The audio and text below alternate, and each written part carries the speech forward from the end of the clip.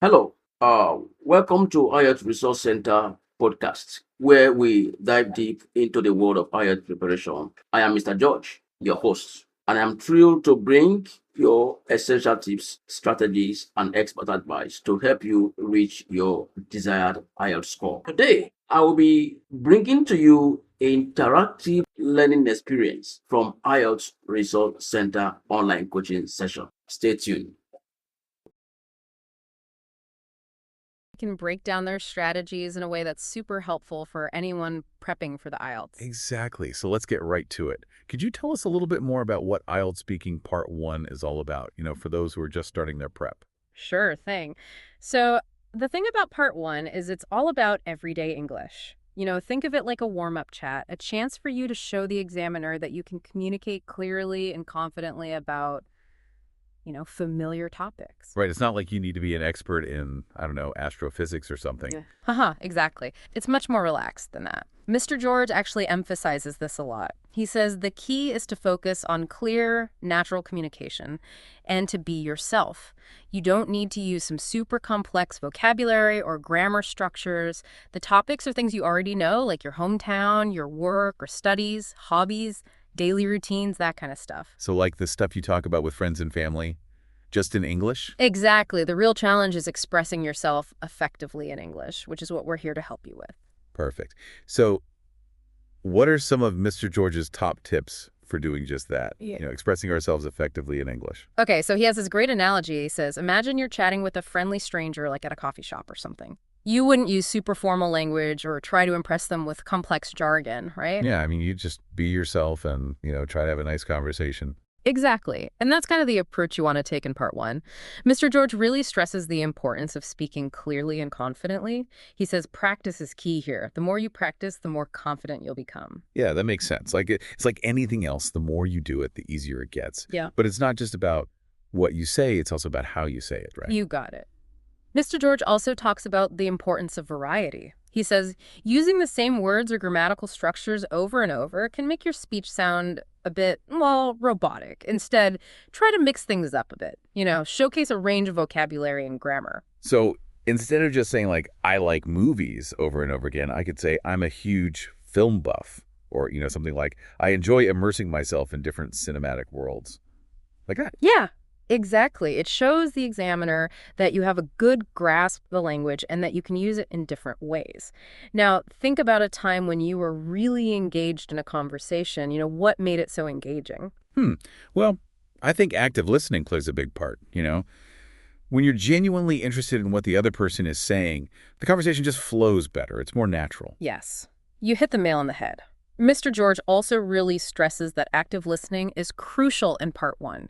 It shows the examiner that you're not just rattling off memorized answers, but you're actually engaged in the conversation.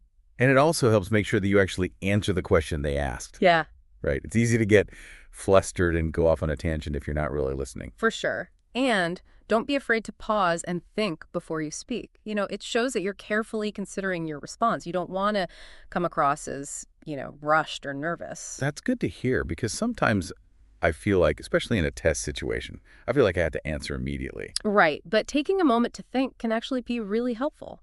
It can show that you're a thoughtful and articulate speaker.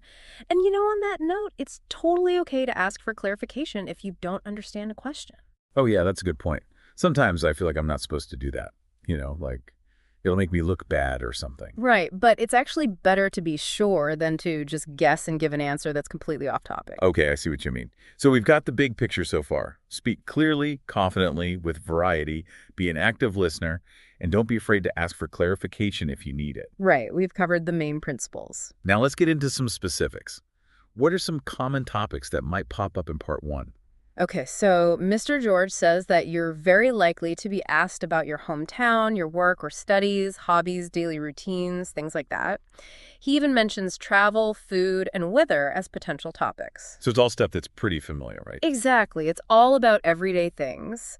The key is to think about how you would talk about these things naturally, in English. Okay, so it's all about making that connection with the examiner and showing them that you can communicate effectively.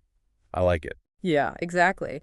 Now, why don't we dive into some example questions and answers to see how these tips can actually be put into action? Let's do it. I'm curious to see what Mr. George and the IELTS Resource Center have come up with. Okay, so let's kick things off with a classic part one question. Where are you from? Ooh, yeah, that's one I've definitely been asked a million times. How do you answer that in a way that's, interesting and not just like stating my city and country? Well, Mr. George suggests like adding a bit of flavor to your response. So instead of simply saying, I'm from Tokyo, Japan, you could say something like, I'm from Tokyo, which is a bustling metropolis known for its vibrant culture and, delicious food. I see. So you're giving them a little like glimpse into your personality and what makes your hometown unique. Exactly. Now let's try one about work or studies. Say the examiner asks, what do you do? I guess I could just say my job title, but that feels kind of boring. Right. Mr. George recommends expanding on your answer by briefly describing your responsibilities or like what you enjoy most about your job. For example, you could say, I work as a software engineer at a tech startup. My job involves developing innovative mobile applications, which I find incredibly challenging and rewarding. Ooh, I like that. It's way more interesting than just saying I'm a software engineer. Right. It gives the examiner a better idea of what you do and, shows that you're passionate about your work. Okay, how about one more example? Let's tackle a question about free time. Like, imagine the examiner asks, what do you enjoy doing in your free time? Okay, this one is fun. I have so many hobbies I could talk about. Awesome. So Mr. George says, choose a hobby that you can speak about enthusiastically and then elaborate a bit on why you enjoy it. So for instance, you could say, in my free time, I'm an avid hiker. I love exploring the trails in the nearby mountains because it allows me to connect with nature and clear my mind. Yeah, that's great. It's personal, it's engaging, it tells a little story. I like it. So we've talked about, giving detailed answers, but how do you know when you're giving too much information? That's a good point. Mr. George actually cautions against rambling or going off on tangents. He says conciseness is also key. Right. So it's all about finding that balance, right? Giving enough detail to make your answers interesting, but not overwhelming the examiner with too much information. You got it. Think of it like a well-crafted paragraph. Yeah. It has a clear topic sentence, some supporting details, and then a concluding sentence that kind of ties everything together. Oh, I like that analogy. It makes sense. So what about using like specific vocabulary or idioms?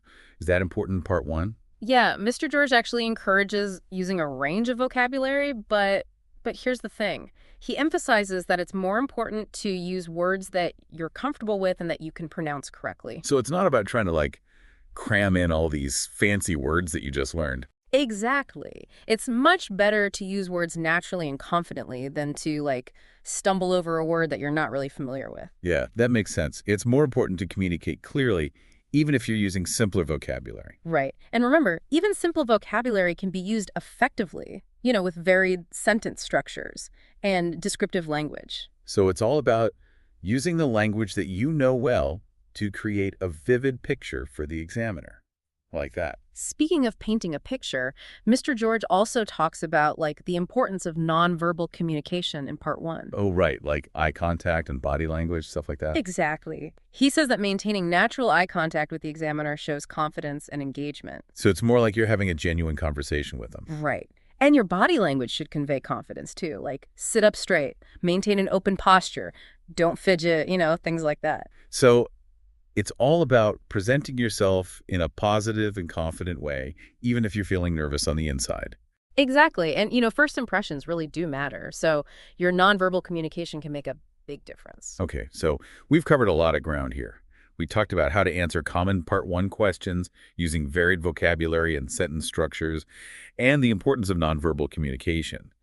Is there anything else that Mr. George highlights as crucial for, success in this section? One more really important thing he mentions is that practice is key. Super important. He encourages test takers to try to simulate the exam environment as much as possible, by practicing with a partner or recording themselves answering sample questions. Yeah, that's a good point. It's one thing to know the tips, but it's another thing to be able to actually use them when you're in the exam room. Right. The more you practice, the more comfortable you'll become. And I imagine that familiarizing yourself with the common topics and brainstorming potential answers beforehand can help reduce anxiety on exam day, right? Absolutely. Mr. George suggests things like creating vocabulary lists for common topics, practicing different ways to answer the same question, and even recording yourself to identify areas for improvement. So it's all about being as prepared as possible so you can go into that exam feeling confident and ready to rock it. Exactly. Remember, part one is your chance to make a great first impression and set the tone for the rest of the speaking exam. So definitely take Mr. George's advice to heart. Practice, practice, practice. Be yourself and communicate clearly and confidently. You've got this. Now, before we wrap up our deep dive into Mr. George's wisdom, I want to touch on one more crucial point he makes. Okay, yeah, you said there was one more crucial point from Mr. George. What is it? So he really emphasizes that part one isn't just about, demonstrating your language skills. Oh, there's more to it than just like vocabulary and grammar. Right. He says it's also about showing your personality and cultural background. Oh, interesting. So it's not just about giving the right answer. It's about like letting the examiner get to know me as a person. Exactly. He wants test takers to bring their unique experiences and perspectives into the conversation. So like if I'm asked about my hobbies, I shouldn't just say I like reading. I should talk about the genres I love, why I enjoy reading, maybe even mention a favorite author from my country. Exactly. Those little personal touches make your answers more engaging and memorable. They help you stand out. Yeah, that makes a lot of sense. You want to be authentic, be yourself, not just like a speaking robot. Right. And remember, the examiner's a person too. They appreciate a good conversation. So it's all about finding that balance between showing off my English skills and letting my personality shine through. Exactly. And Mr. George says that's what makes a part one performance really successful. Well, I got to say, I feel much more confident about part one after going over all these strategies from Mr. George and the IELTS Resource Center. They have so much great information in their materials. They've definitely put a lot of thought into helping people succeed. And it's cool. These tips aren't just useful for the IELTS. They're great for anyone who wants to be a better communicator in English. That's so true. Whether you're giving a presentation at work, going to a party, or just chatting with friends, being able to communicate clearly and confidently makes a huge difference. Absolutely. So to all our listeners out there, whether you're prepping for the IELTS or just looking to improve your English, remember what we talked about today. Practice. Be yourself and speak with confidence. Language is a powerful tool. Use it to connect with people, express yourself, and achieve your goals. That's a great way to put it. And that's a wrap for today's deep dive. Thanks for joining us, everyone. Keep learning, keep practicing, and most importantly, keep believing in yourself. You got this. Right, this wrap it up for today's episode on the IELTS Resource Center podcast. Remember, the right preparation can make all the difference. And if you are looking to go beyond tips and strategy, build the skills you need, subscribe to our online coaching and take your IELTS preparation to the next level. For more information or to get started, just give us a call or send us a message on WhatsApp on +234 9052964864 or +234 7083458307. Thanks for joining us today. I am Mr. George, IELTS Resource Center.